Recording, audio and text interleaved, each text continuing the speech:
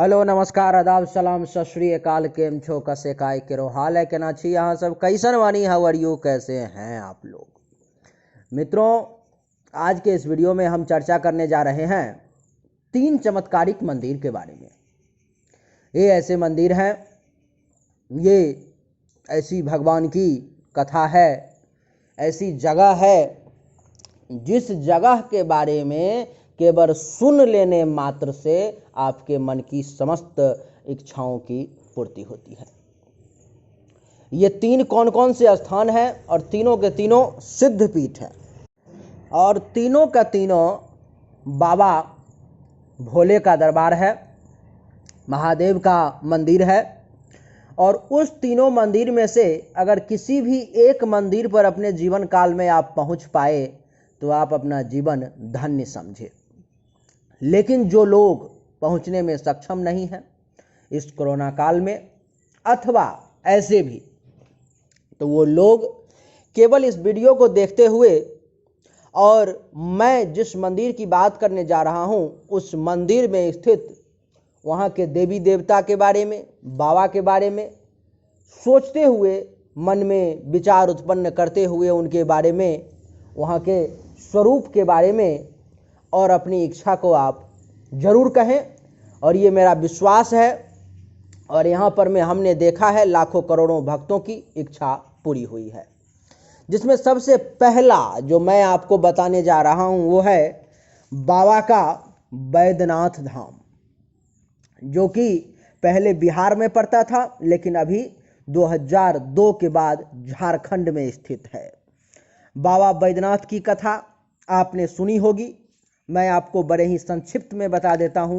आंख बंद करके सुनने का कृपा करें और अपने मन की जो भी भाव है उनसे बताएं। कथा है इस प्रकार। दशानन रावण बाबा को वरदान में लेकर के अपने यहाँ जा रहा था लंका, और भारत में समस्त देवी देवता जितने भी स्थित थे आकाश मंडल में, उनको ऐसा लगा कि अगर बाबा यहाँ से चले जाएंगे तो फिर वहाँ से आना संभव नहीं होगा, और जब बाबा साथ चले जाएंगे तो फिर रावण को हरा पाना भी संभव नहीं होगा। इस सोच के साथ सभी देवी देवता भगवान श्री नारायण हरि के पास पहुँचे। उन्होंने उनसे प्रार्थना की कि आप ही अब कोई समाधान निकालिए और बाबा को रोकिए इसी धरती पर में। मित्रों, उसके बाद भगवान श्री हरि ने, एक कथा है कि एक ग्वाला का भेष बनाया जो गाय चरा रहा था। वहाँ पर में रावण जैसे ही पहुँचता है, जंगल था तो उसको लघुशंका लग गई। अब लघुशंका से वो परेशान, और बाबा का ये शर्त था कि जैसे ही तुम मुझे किसी स्थान पर में नीचे रख दोगे उसके बाद मैं वहाँ से हिलूंगा तक नहीं, जाने की बात तो बहुत दूर है।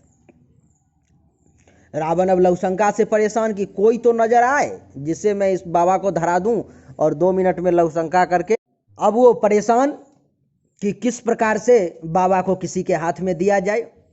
वहाँ पर में तुरंत उसने एक व्यक्ति को देखा जो कि भगवान श्री हरि नारायण थे, गाय चरा रहे थे। तुरंत उसने, रावण ने उनको बुलाया, कहा कि इधर सुनो, तुम्हारा क्या नाम है? तो वो बोला जो मेरा नाम जो है सो बैजू है। रावण ने उससे प्रार्थना की कि लो इसको थोड़ा 1 मिनट के लिए रखो, मैं लघुशंका करता हूँ और उसके बाद तुम मुझे तुरंत दे देना, फिर मैं लेकर के चला जाऊंगा। बैजू नाम का जो ग्वाला था वो तुरंत बाबा को अपने हाथ में लिया, और रावण इधर लघुशंका करने के लिए थोड़ा सा साइड होकर के लघुशंका करना शुरू कर दिया। जंगल ही था। अब रावण का लघुशंका ही नहीं खत्म हो रहा है। वहाँ पर में उसके मस्तक पर में गंगा मैया सवार हो गई। अब उसका लघुशंका खत्म नहीं हो रहा है और समय बीतता जा रहा है। दोपहर से शाम हो गया। अब बैजू हाथ में पकड़े पकड़े पकड़े पकड़े, अब वो तो नारायण थे लेकिन फिर भी पकड़े पकड़े रावण को बोला कि अब मैं रख रहा हूँ, अब मेरा हाथ जो है इनके वजन को नहीं बर्दाश्त कर पा रहा है। और ऐसे करते करते रावण बार बार बोल रहा था कि मैं अभी आ रहा हूँ, अभी आ रहा हूँ। लेकिन अब उसको लघुशंका खत्म हो तब तो आए, लघुशंका ही नहीं खत्म हो रहा था। श्री हरि नारायण के रूप में वो व्यक्ति बैजू ने महादेव को वहीं पर में स्थापित कर दिया, नीचे जमीन पर में रख दिया। महादेव के शिवलिंग को जमीन पर में रखना था और इधर रावण का लघुशंका समाप्त होना था। तुरंत दौड़ा दौड़ा गया तो देखा कि बाबा नीचे में पड़े हुए हैं, तो सोचा कि ताकत में रावण का कोई तुलना नहीं था। जिस प्रकार से हनुमान जी को कहा जाता है कि अतुलित बल धामं, तो रावण के पास भी अतुलित बल था। उसने सोचा कि बाबा को उठा लूंगा, जब कैलाश सहित उठा लेता हूं तो ऐसे भी उठा लूंगा। उसने उठाने का बहुत प्रयास किया, उससे नहीं उठ पाया। उसके बाद गुस्से में आकर के उसने कहीं कहीं पर में कहा जाता है कि अंगूठा से उसने दबा दिया, कहीं कहीं पे कहा जाता है कि पैर से दबा दिया और वहां से वो चला गया। तो वही बैजू नाम का जो व्यक्ति था जिसके द्वारा वहां पर में महादेव को स्थापित किया गया, जो कि भगवान श्री हरि का रूप था दूसरा, उसी के नाम पर में बैजनाथ, बैज नाम था उसका, बैजू बैजू लोग कहने लगे, तो बैजनाथ धाम उस जगह का नाम पड़ा। और वहां पर में वास्तव में वाकई में महादेव साक्षात रूप में उपस्थित हैं। तो अभी इस कथा को सुनते हुए आपको जो भी इच्छा है तुरंत वीडियो के नीचे कमेंट करके लिख दें और बैजू बाबा से, बैजनाथ धाम से मांग लें। दूसरा जो है वो है खुदनेश्वर धाम। खुदनेश्वर धाम मंदिर जो है सो बिहार में पड़ता है। बिहार में एक जिला है समस्तीपुर, समस्तीपुर जिला के अंदर एक प्रखंड है मोरबा, ग्राम भी मोरबा ही है, वहां पर में पड़ता है, जिसका नाम है खुदनेश्वर धाम। इंटरनेट पे सर्च करेंगे तो आ जाएगा। यहाँ की भी कथा इससे भी विकट है। विकट कथा क्या है कि यहाँ पर जो बाबा की स्थापना की गई है वो एक मुस्लिम के द्वारा की गई है। कथा कुछ इस प्रकार से है, संक्षिप्त में 1 मिनट में बता देता हूँ। एक मुस्लिम महिला थी जिसका नाम था खुदनी, और वो रोज नित्य गाय चराने के लिए आया करती थी। ये भी कथा गाय चराने से ही संबंधित है। गाय चराने के लिए आया करती थी। समय बीतता जा रहा था और वो खुदनी एक जगह पर में खेलती थी, भगवान को पूजा वगैरह करती थी, अपना बच्चा जिस प्रकार से करते हैं, और फूल वगैरह चढ़ाती थी।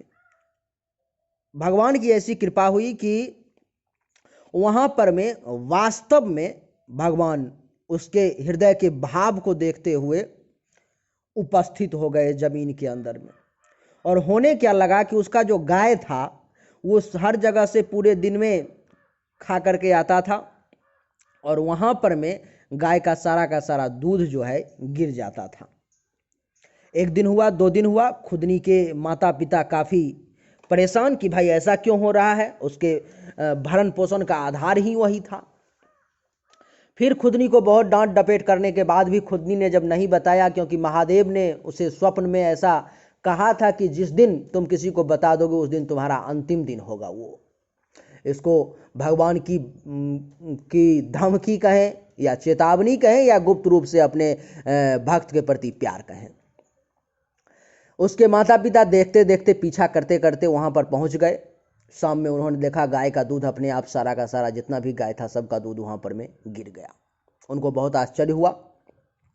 उसने वहां पर में खोदना शुरू किया कि भाई यहाँ पर में ऐसा क्या है, तो अंदर से शिवलिंग निकला। शिवलिंग को खोदा गया बहुत नीचे तक, उसका आकार पहाड़ की तरह विशाल होता चला जा रहा था, और लोगों ने तुरंत उस पर में कार्रवाई की। उस समय में यहाँ पर में मुस्लिम शासन था, यहाँ का राजा था ताज खां और भी सुल्तान खां। तो उसने तुरंत यहाँ पर में कार्रवाई की और उसको घेराबंदी करवा दिया। हिंदू लोग जुट गए, फिर वहाँ पर में पूजा होना शुरू हो गया। और इसी बीच जैसे ही उन सभी लोगों को पता चला, खुदनी का देहांत हो गया। महादेव ने वहाँ के राजा को अथवा जो वरिष्ठ लोग थे उनको स्वप्न में दर्शन दिया और बताया कि खुदनी का जो मकबरा है, खुदनी का जो मजार है, वो हमारे पास ही होना चाहिए। और पूरे हिंदुस्तान में ही नहीं, पूरे विश्व में ऐसा कहा जाता है कि ये एक इकलौता मंदिर है जहां पर में मंदिर के अंदर मुसलमान का मजार है, जिसका नाम पड़ गया इस मंदिर का खुदनेश्वर धाम। और वाकई में बाबा यहाँ पर में उपस्थित हैं। एक मंदिर के अंदर में खुदनी का मजार भी है, आप फोटो में अभी देख रहे होंगे, आपको जो फोटो दिखाई दे रहा है वहाँ पर में खुदनी का मजार भी है और बाबा का शिवलिंग भी है। दोनों एक हाथ के केवल 1 फीट 1.5 फीट के दूरी पर में है। तो इस कथा को सुनते हुए भी अपने मन की जो इच्छा है आप बाबा खुदनेश्वर नाथ से कहें और मैं निश्चित रूप से उम्मीद करता हूं कि वो आपकी इच्छा को पूरा करेंगे। कमेंट में जाएं और तुरंत अपनी इच्छा को लिखें। तीसरा भी एक छोटा सा कथा है, मैं आपको तुरंत बता देता हूं। बिहार का एक जिला है समस्तीपुर, समस्तीपुर जिला ही है और जगह का नाम है विद्यापति नगर, दलसिंहसराय में पड़ता है। विद्यापति धाम के नाम से एक महादेव का मंदिर बहुत ही प्रसिद्ध है, जो आप नेट पर में सर्च करेंगे विद्यापति के बारे में। एक महान कवि, महान शिव भक्त मिथिला के विद्यापति थे, जिनकी मृत्यु हुई तो वो घर से लगभग 100 किलोमीटर लोग उनको लेकर के आए, मरने से पहले ही लेकर के चल दिए। जो गंगा कात में पहुंचेंगे, गंगा किनारे पहुंचेंगे तो वहां पर में ही मेरा प्राण छूटे।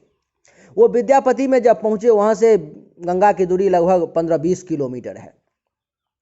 तो लोगों ने कहा कि बाबा अभी 15-20 किलोमीटर और बचा हुआ है। तो विद्यापति ने कहा कि इतना 100-150 किलोमीटर हम अपने घर से आ गए, क्या 15-20 किलोमीटर गंगा मैया नहीं आ सकती है? अब तुम लोग आराम करो, भोजन करो, बनाओ खाओ, और अब गंगा मैया खुद यहाँ पर में आएगी मुझे लेने के लिए।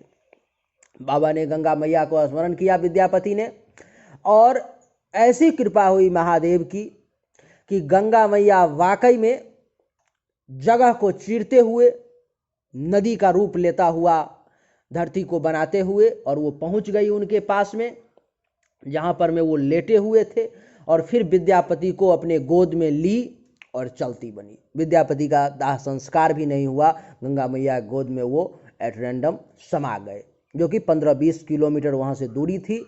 तो जिस जगह से विद्यापति को ले जाया गया, उस जगह पर में एक बाबा भोला का मंदिर बनाया गया, जिसका नाम रखा गया विद्यापति धाम। और वो भी वाकई में हर इच्छा को पूर्ति करने वाला जगह है। तो उस जगह का नाम है विद्यापति धाम। उसको भी प्रणाम करते हुए अपने मन की इच्छा बताएं बाबा से, और कमेंट में जा करके लिखें, आपकी इच्छा निश्चित रूप से पूरी होगी। तो यही 3 जगह के बारे में मैं बताना चाह रहा था, जो कि तीनों जगह बहुत ही अद्भुत है। उम्मीद करता हूं कि आपको हमारा वीडियो पसंद आया होगा। अगर पसंद आया तो इस वीडियो को लाइक करें, शेयर करें, चैनल को सब्सक्राइब करके इसके बेल आइकन के बटन को दबा दें। एक बार फिर से आप सभी का बहुत बहुत धन्यवाद। Thank you so much. जय हिंद, वंदे मातरम।